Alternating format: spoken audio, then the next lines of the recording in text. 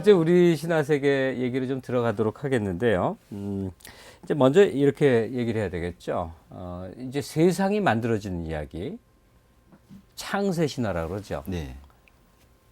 이거 뭐 보통 그러면 이제 동양 고전 공부하면 뭐 반고, 뭐 오딘, 뭐 하여튼 이런 이름들이 있지 않습니까? 네. 근데 우리나라라고 하면 뭐 이제 대한민국은 아닐 테지만 이 한반도에 네. 있었던 그 창세 신화라는 게 존재하지 않았겠습니까? 예, 지금 이렇게 많은 편수는 아닌데 예. 예, 지금 전해지고 있는 것들이 있습니다. 그러니까 대표적인 게 그 창세가라고 함경도 지역 주로 북부 지역에 그 한반도 북부 지역에 전해지는 이야기가 있고, 그 다음에 이제 그 제주도에는 또 청지왕 본풀이라는 창세 신화가 있는데 이야기가 좀 비슷합니다. 예. 그다음에 또 조금 재밌는 이야기가 하나 있는데요. 그거는 이제 그 일제 시대 때 채록된 건데 그 나무 도령 이야기라는 게 있습니다. 네. 이건 뭐냐면 기존 세계가 있었는데 홍수로 다 망하고 나서 나무에서 태어난 남자아이가 새로운 인류의 시조가 되는, 예, 그런 이야기도 우리나라에 또 전해지고 있습니다. 요거는 근데 동화책으로도 조금 알려져 있고요. 우리 창세 신화에는 되게 뭐 후천개벽 후에 미륵이 나타나서 세상을 재창조하고 구원하고 뭐 그런 미륵 설화가 많지 않습니까? 그건 창세 신화하고는 좀 관계가 없는 겁니까? 관계가 있습니다. 예. 그게 이제 그 창세가의 내용에 보면 하늘과 땅이 하나였을 때 이제 이게 딱 쪼개지면서 탄생한 신이 미륵인데, 이 미륵이 인간을 만들고 별자리도 만들고 이렇게 다 정리를 합니다. 그러다가 미륵이 다스리는 세계에 이제 새로운 존재, 도전자가 나타납니다. 이게 예. 석가인데, 그래서 석가가 결국 속임수로 미륵을 물리치고 인간 세계를 다스리게 됩니다. 미륵하고 석가하고 싸우는군요. 예, 결국 싸우게 되는 거예요. 예. 근데 안타깝게도 미륵이 더 훌륭한 신으로 묘사가 되는데 미륵이 패배합니다. 원래 더 능력이 뛰어남에도 불구하고 석가가 속임수를 쓰게 되거든요. 그래서 네. 인간 세계가 석가라는 나쁜 존재가 다스리기 때문에 이 모양 이 꼴로 타락하고 몰락할 수밖에 없다라는 신화가 이제 전해지거든요. 불교계에서는 별로 좋아하지 않겠는데요. 얼마 전에 이제 불교 그 학회에 갔었는데 제가 예. 이야기를 하니까 그래도 미륵이라는 또 다른, 예, 이제 그런 존재에 대한 언급이 되니까, 그리고 왜 미륵이 우리에서는 그 미래불이라 그래가지고 네. 그 지금 이 세계, 지금 현실에 대한 못마땅함, 그러니까 이 세계의 부정이 결국 새로운 세계를 원하기 때문에 그때 미륵을 찾지 않습니까? 예. 백제무왕 때도 그랬고 다시 궁에도 다시 그랬고. 와서 세상을 예. 구원한다는 거죠. 그 말은 지금 이 세계가 좋지 않다는 거의 전제니까, 예, 그런 맥락에서 볼 때는 우리 미륵 사상이나 이런 것들이 그 창세가에서 나오는 거와 아주 저는 밀접한 관계가 있다고 봅니다.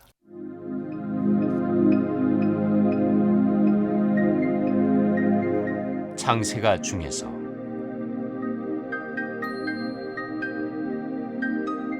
너 세월이 될라치면 저기마다 솟대 서고, 너 세월이 될라치면 가문마다 기생나고, 가문마다 과분하고, 가문마다 무당나고, 가문마다 역정나고, 가문마다 백정나고, 너 세월이 될라치면 합둘이 치둘이 나고, 너 세월이 될라치면 삼천 중에 일천거사 나눠리라. 미륵의 저주가 사실은 우리 인간사에 끊임없이 생겨나는 고통, 네. 인간이기 때문에 생겨나는 고통, 그걸 또 집약한 것일 수도 있겠네요. 예. 그러니까 결국에 인간들이 가진 어떤 유토피아에 대한 열망, 그 유토피아에 대한 열망이란 말은 현실 세계에 대한 어떤 부정이 강할 때 그게 더 힘이 있으니까요. 예. 예, 그 같은 맥락을 볼 수 있겠습니다. 근데 그런 유토피아니즘이 만약에 창세 신화의 한 패턴이다 그러면 다른 창세 신화에서도 그런 현세 부정, 저주 뭐 이런 패턴이 나타납니까? 예, 재밌게도 우리나라 창세 신화에서는 그 같은 흔적을 아주 발견할 수가 있습니다. 예. 그러니까 제주도에 가면 이제 제주도 무당들이 전해주는 그 신화가 있는데요. 그게 이제 천지왕 봉풀이라는 신화입니다. 요게 어떤 그 앞에 말씀드린 창세가랑 내용이 아주 유사한데요. 그러니까 천지왕이라는 절대 신이 있고 아들이 둘이 있습니다. 하나가 대별왕이고 하나가 소별왕인데 이 두 왕자들이 싸움을 합니다. 네. 인간 세상을 차지하기 위해서 내기를 하죠. 그 내기도 미륵과 석가의 내기와 유사합니다. 그런데 능력이 떨어지는 소별왕이 속임수를 써서 원래는 대별왕이 차지해야 될 인간 세상을 자기가 차지하고, 대별왕은 그래서 동생한테 치사하다, 너 가져라. 나는 저승을 다스리겠다. 이래서 네. 저승을 다스리러 갑니다. 인간 세상은 결국에는 소멸왕이 다스리게 되는데, 소멸왕이 아까도 말씀드렸지만 속임수를 쓰고 능력이 떨어지기 때문에 항상 인간 사회가 문제가 발생하게 되고 그걸 처리를 못하게 되는 이제 그런 이야기가 있습니다. 거기다가 아까 또 말씀드렸던 그 나무 도령 이야기 같은 경우에는 예. 그 선녀와 지상에 있는 나무가 결합을 해서 이렇게 멋진 아들을 하나 낳거든요. 근데 이제 어머니가 떠나가고 나서 세상이 물에 잠깁니다. 홍수가 나서. 그런데 이 아버지 나무를 타고 이렇게 세상을 떠돌아다닐 때 아버지가 구해주지 말라라고 했는데 한 인간 소년을 구해줍니다. 근데 그 소년이 또 이 속임수를 써서 이 나무도령을 이렇게 위태롭게 만듭니다. 근데 이 두 사람이 어쨌든 인류의 새로운 시조가 되거든요. 그러니까 세 편의 신화의 공통점은 뭐냐면 인간 세계의 어떤 안 좋은 존재, 부정적인 존재, 몰락의 징표를 가진 존재들이 어쨌든 우리의 어떤 조상이었거나 우리를 다스리는 존재였다. 현실적 승자가 돼서 세상을 지배하게 되는군요. 예, 그런 맥락이 존재하기 때문에 예. 예, 아까 말씀하신 것처럼 우리 신화는 이게 공통적인 패턴으로 좀 원형에 가깝다고 볼 수 있겠습니다. 이 부분. 아니 근데 지금 말씀 듣다 보니까 말이에요. 이게 혹시 이 한반도 지형에서만 그런 식의 관점이 적극적입니까? 어디나 그렇습니까? 좀 여기 삶이 척박한 환경에서 그렇게 나오는 겁니까? 근데 이제 조금 이제 이게 그 논란의 여지가 있을 수 있는데요. 예. 그냥 가장 쉽게 생각하자면 서구 사회 같은 경우에서도 인간 사회를 부정적으로 봅니다. 왜냐하면 아담과 이브가 원죄를 짓기 때문에. 네. 그리스에서도 오디푸스가 이렇게 타고난 어떤 운명에 의해서 죄를 짓듯이 그건 결국 뭐냐면 제가 볼 때 그 신화나 이런 것은 인간 사회를 그렇게 아름다운 세계로 보지 않습니다. 그래서 자꾸 돌아가려고 하거든요. 신화는 태초의 세계로. 그러니까 에덴 동산으로 돌아가고 싶어하는 것처럼. 그런데 그 잘못이 누구에게 있냐면 서구 같은 경우는 아담과 이브에는 자기들 잘못입니다. 그러니까 신의 잘못이 아니거든요. 예. 신은 좋은 세상을 만들어 줬는데, 근데 우리 신화 같은 경우에는 신의 잘못입니다. 우리의 잘못이 아니거든요. 석가의 잘못이고 미륵의 잘못이거든요. 석가가 심지어 속임수까지 쓰고. 예. 예. 그 대벼랑 소벼랑의 잘못이고. 예. 그러니까 그런 측면에서 보자면 우리 신화가 훨씬 더 조금 이제 인간적인, 그리고 인간의 잘못이라기보다는 신을 좀 탓하는 감히 서구에서 있을 수 없는, 기독교 전통에서는 어떻게 신을 원망할 수 그렇죠. 있겠습니까? 신을 절대화하는 거니까. 예, 그런 측면에서는 조금 이게 우리 색깔이 강한 측면이라고 볼 수 있겠습니다. 네. 저는 우리 고유색채가 더 마음에 드는데요. 예, 저도 훨씬 마음에 듭니다. 신화적 인식 내지 상상력에서 그 상징물이라는 게 참 중요할 거예요. 네. 결국은 그런 걸 통해서 표출이 되니까. 아까 얘기 석가하고 이제 미륵이 대결할 때 그 석가가 지배하는 세상에서 그 석가의 질서를 거부한 또 승려 얘기가 있다. 네. 그러면서 나오는 게 나중에 그 두 승려가 바위가 되고 소나무가 됐다고 네네. 하는 뭐 얘기가 있는 거죠. 네. 우리 애국가에도 그 얘기가 나온다 하는 건데 그 맥락을 좀 짚어주시면요. 예. 그래서 이제 미륵이 세상을 다스릴 때는 인간 남녀를 한 쌍만 만듭니다. 그때 어떻게 만드냐면 하늘에서 애벌레를 지상에서 이렇게 자기가 금쟁반과 음쟁반에 받아서 애벌레를 인간으로 탄생, 남녀 각각 한 명씩을 만드는데 이제 그렇게 살다가 석가가 등장해가지고 석가가 인간 세상을 차지한 다음에는 한꺼번에 지상에서 수천 명의 무리를 한꺼번에 만들어냅니다. 네. 근데 이건 이제 이렇게 놓고 보면 이제 아무래도 미륵이 어떤 초기 형태의 어떤 문화 집단, 어떤 소수 이런 거라면 석가는 인간 사회가 이렇게 쭉 발달해가는 과정에서 개체수가 증가한 집단을 상징한다라고 볼 수 있는데요. 네. 근데 이제 또 재밌는 게 뭐냐면 미륵은 생식을 합니다. 근데 이제 석가는 화식을 하거든요. 예. 이 화식을 하는 걸 이제 그 자기 무리들한테 보여주고 이제 음식을 먹게 되는데 그걸 거부하는 그 자기 집단 중에 2명의 중이 나오게 됩니다. 근데 이 두 사람이 이제 거부하고 나서 굶어 죽게 되는데 이 맥락이 신화적으로 볼 때 저는 참 의미가 있다고 생각하는데요. 그러니까 초기 문화형과 후기 문화형이 있는데 후기 문화형에서는 개체수가 갈수록 증가합니다.